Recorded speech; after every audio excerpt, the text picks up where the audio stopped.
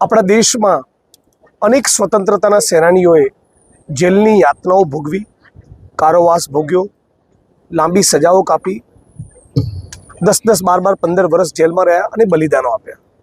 આ બલિદાનોના પગલે લોકતંત્રની સ્થાપના થઈ અને ડૉક્ટર બાબા સાહેબ આંબેડકરની કલમે લખાયેલું સંવિધાન મળ્યું. આ સંવિધાને તમને, મને અને પ્રત્યેક ભારતવાસીને એક વોટનો અધિકાર આપ્યો. પણ સત્તાના સ્થાન ઉપર બેઠેલા સંઘ પરિવાર અને ભાજપના માણસો આ બલિદાનો, લોકતંત્ર અને બાબા સાહેબ આંબેડકરના બંધારણનું અપમાન કરી નાગરિકોનો વોટનો અધિકાર પણ છીનવવા માગે છે, બલકે વોટ ચોરીનું કૌભાંડ કરીને અધિકાર છીનવી ચૂક્યા છે. આ રાષ્ટ્રદ્રોહીઓ છે, ભારત ભૂમિના ગદ્દારો છે. આ ગદ્દારોને સન્માનની રાહુલજીએ ઉઘાડા પાડ્યા. કોઈ એક માણસના 2 BHKના ફ્લેટમાં 2-5ના બદલે સાંકળ મુકળ 8 માણસ, 10 માણસ, 12 માણસ, 15 માણસ રહેતા હોય તો સમજી શકીએ. પણ એક ઘરમાંથી 250 મતદાર ક્યાંથી નીકળે? અચાનક કોઈ એક વિધાનસભામાંથી 5000 વોટ ગાયબ થઈ જાય, 20,000 વોટ એડ થઈ જાય.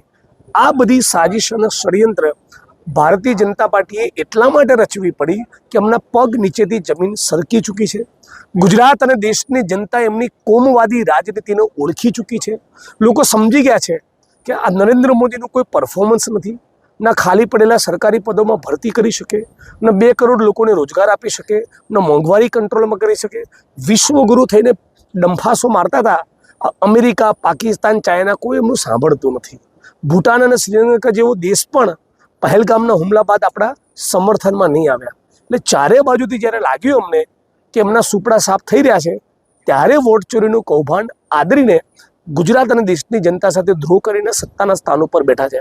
આની વિરુદ્ધમાં આજે દાહોદ જિલ્લા કોંગ્રેસ દ્વારા નીનામાભાઈ હર્ષદ અમારા આગેવાનના નેતૃત્વમાં અદ્ભુત એક રેલી થઈ, કાર્યક્રમ યોજાયો અને આખા ગુજરાત અને દેશમાં કાર્યક્રમને લઈ જઈશું.